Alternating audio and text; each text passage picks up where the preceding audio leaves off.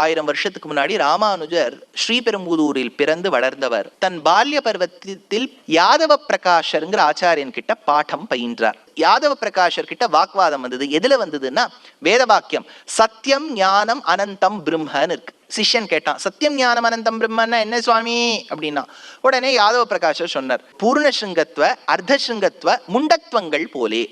இதுதான் அவர் சொன்ன அர்த்தம். என்னன்னா, ஒரு மாடு, அதுக்கு நல்ல ஷார்ப்பா கொம்பு. நீங்க குஜராத்துக்குலாம் போனீங்கன்னா அந்த கொம்பை பார்க்கணும். அந்த மாட்டின் கொம்பு அசந்து போய்டு பிரம்மாண்டமா இருக்கும். பூர்ண சிருங்கம் அப்படின்னா முழுக்க அதுக்கு கொம்பு இருக்கா. இன்னொரு நாள் அதை பாதியா வெட்டி விடுறான், அப்ப என்ன ஆகுது, அர்த்த சிருங்கம். இன்னொரு நாள் கொம்பியே எடுத்துடுறான், அப்போ முண்டத்துவம், அது ஒண்ணுமே இல்லை. அப்போ பூர்ணம் அர்த்தம் முண்டனம் அந்த சிங்கத்துக்கு பண்ணியாச்சா. இது மூணும் ஒரே சமயத்துல இருக்கா? அப்போ நேத்தி கார்த்தால முழுக்க, நேத்து மத்தியானம் பாதி, இப்போ ஒண்ணுமே இல்லை. அப்போ ஒரே பிரம்மத்துக்கு சத்தியத்துவம் ஞானத்துவம் அனந்தத்துவம் 3 குணங்கள் ஒரே இடத்துல இருக்குமா அப்படின்னு யாதவ பிரகாஷர் விசாரம் பண்ணார். இது மூணும் ஒரே சமயத்துல இருக்காதுன்னு விட்டார். ராமானுஜர் இல்லைன்னு விட்டார். நீ எடுத்த எக்ஸாம்பிள் தப்பு.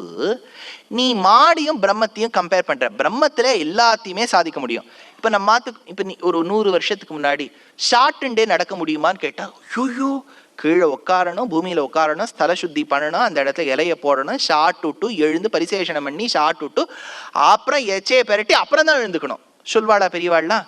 ஆனா இப்ப ஷார்ட் டே நடக்க முடியுமான்னு கேட்டா, நம்ம குழந்தை ஸ்கூல் பஸ்ல ஏறுறது, அது ஒரு கையால ஆச்சாரமா ஷூவை போட்டுண்டு இன்னொரு கையால சாண்ட்விச்சை கடைச்சுண்டு நடக்கிறது.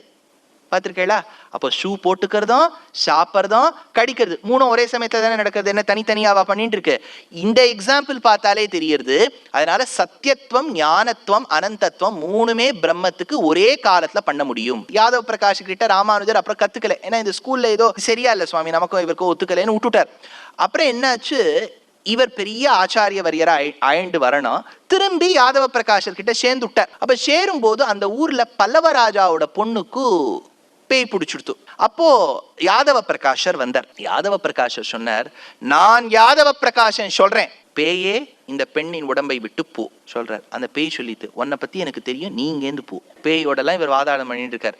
அப்ப அவர் சொன்னார், நான் யார் தெரியுமா? தெரியும்னு கொடுத்து பேய், நீ போன ஜென்மத்துல உடும்பா இருந்தே சொல்லிட்டு பேய் அவரோட ஜாதகத்தை சொல்றது. பின்னாடி இருக்க சிஷ்யாலாம் ஒருத்தருக்கு, டே இவர் உடும்புடா.